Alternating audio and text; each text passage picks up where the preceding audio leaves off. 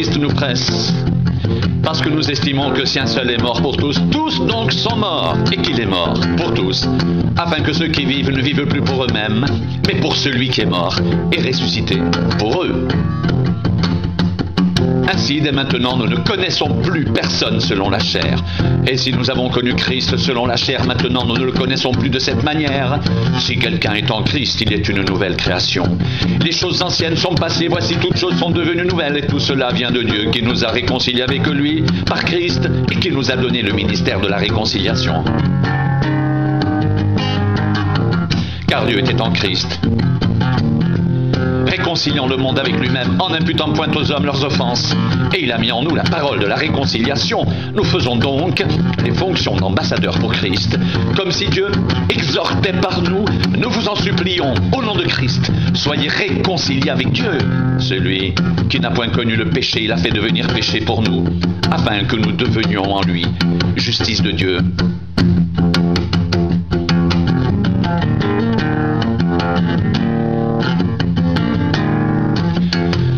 Puisque nous travaillons avec Dieu, nous vous exhortons à ne pas recevoir la grâce de Dieu en vain. Car il dit au temps favorable, je t'ai exaucé, au jour du salut, je t'ai secouru. Voici maintenant le temps favorable, voici maintenant le jour du salut. Nous ne voulons scandaliser personne en quoi que ce soit, afin que le ministère ne soit pas un objet de blâme. Mais nous nous rendons recommandables à tous égards comme serviteurs de Dieu par beaucoup de patience dans les tribulations, dans les calamités, dans les détresses, sous les coups, dans les prisons, dans les séditions, dans les travaux, dans l'éveil, dans les jeûnes, par la pureté, par la connaissance, par la longanimité, par la bonté, par l'Esprit Saint, par un amour sincère, par la parole de vérité, par la puissance de Dieu, par les armes offensives et défensives de la justice, au milieu de la gloire et de l'ignominie, au milieu de la mauvaise et de la bonne réputation, étant regardé comme imposteur, quoique véridique, comme inconnu, quoique bien connu, comme mourant, et voici nous vivons comme châtiés, quoique non mis à mort, comme attristés, et nous sommes toujours joyeux, comme pauvres, et nous en enrichissons plusieurs, comme n'ayant rien, et nous possédons toutes choses.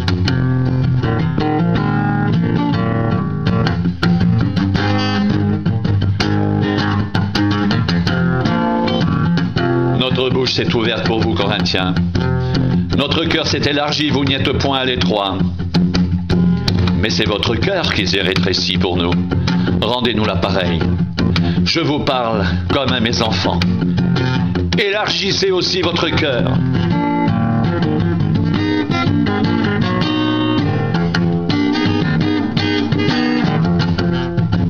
Ne vous mettez pas avec les infidèles sous un joug étranger, car quel rapport y a-t-il entre la justice et l'iniquité?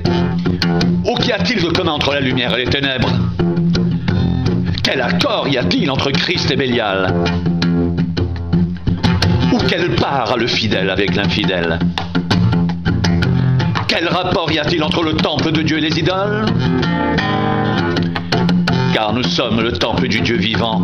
Comme Dieu l'a dit, j'habiterai, je marcherai au milieu d'eux, je serai leur Dieu et ils seront mon peuple. C'est pourquoi sortez du milieu d'eux et séparez-vous, dit le Seigneur, ne touchez pas ce qui est impur.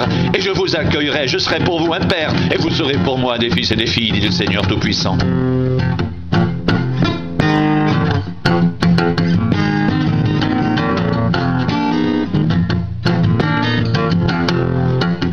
Ayant donc de telles promesses, bien-aimés, purifions-nous de toute souillure de la chair et de l'esprit, en achevant notre sanctification dans la crainte de Dieu.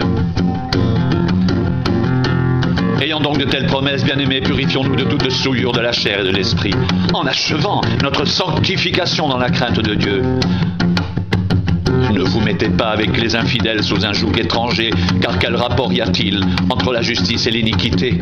Ou qu'y a-t-il de commun entre la lumière et les ténèbres? Quel accord y a-t-il entre Christ et Bélial? Ou quelle part a le fidèle avec l'infidèle? Quel rapport y a-t-il entre le temple de Dieu et les idoles? Car nous sommes le temple du Dieu vivant. Comme Dieu l'a dit, j'habiterai et je marcherai au milieu d'eux. Je serai leur Dieu et ils seront mon peuple. C'est pourquoi sortez du milieu d'eux et Séparez-vous, dit le Seigneur. Ne touchez pas ce qui est impur, et je vous accueillerai. Je serai pour vous un père, et vous serez pour moi des fils et des filles, dit le Seigneur Tout-Puissant.